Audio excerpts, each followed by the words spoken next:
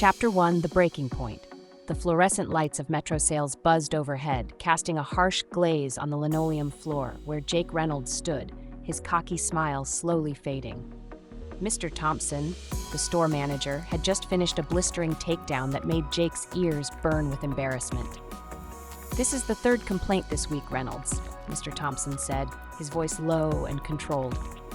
"A customer reported you being dismissive, checking your phone during their questions, and basically treating this job like it's beneath you."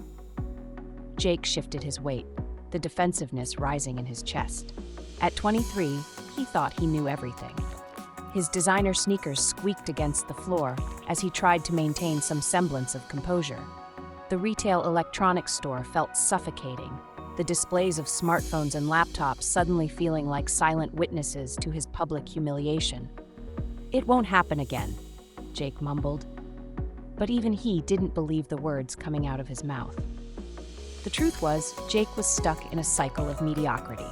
His life was a predictable pattern of work shifts, late nights drinking with his best friend Derek, mindless scrolling through social media, and occasional gaming marathons.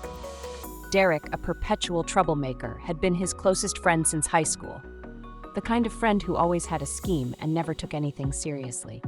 As Jake's shift dragged on, he found himself half-heartedly assisting customers, his mind constantly drifting. A middle-aged woman, looking for a laptop for her daughter, caught the brunt of his disinterest.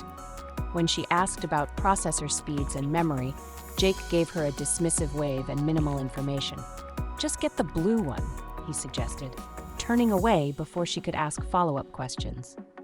Later that evening, in his small apartment, more of a glorified studio with peeling wallpaper and a view of the city's less glamorous back alley, Jake received a text from Derek.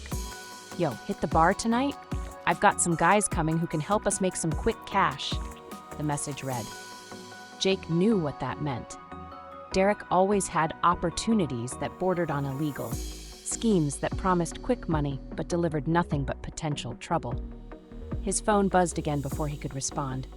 Mr. Thompson's words echoed in his mind. "You're better than this, Reynolds, but you're not showing it." The apartment felt smaller suddenly. Posters of bands he no longer listened to hung crookedly on the wall. Empty energy drink cans littered his coffee table, alongside scattered bills and unopened mail. This wasn't the life he imagined for himself when he graduated high school, full of potential and dreams. Something was missing. Jake felt it in the restlessness that crawled beneath his skin, in the constant sense that he was spinning his wheels, going nowhere. His relationships were surface level. His job was just a paycheck, and his so-called best friend was more of a liability than a support. As the city lights flickered outside his window, Jake realized he was at a crossroads. The comfortable numbness he'd been living in was no longer enough.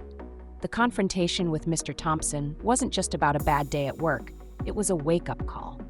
He picked up his phone, hovering over Derek's message. For the first time in years, he hesitated before responding. "Not tonight." He typed, then added, "We need to talk." The simple act of pushing back felt like the first real decision he'd made in months.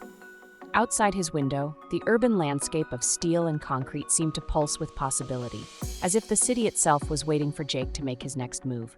Something had to change, and that something started with him.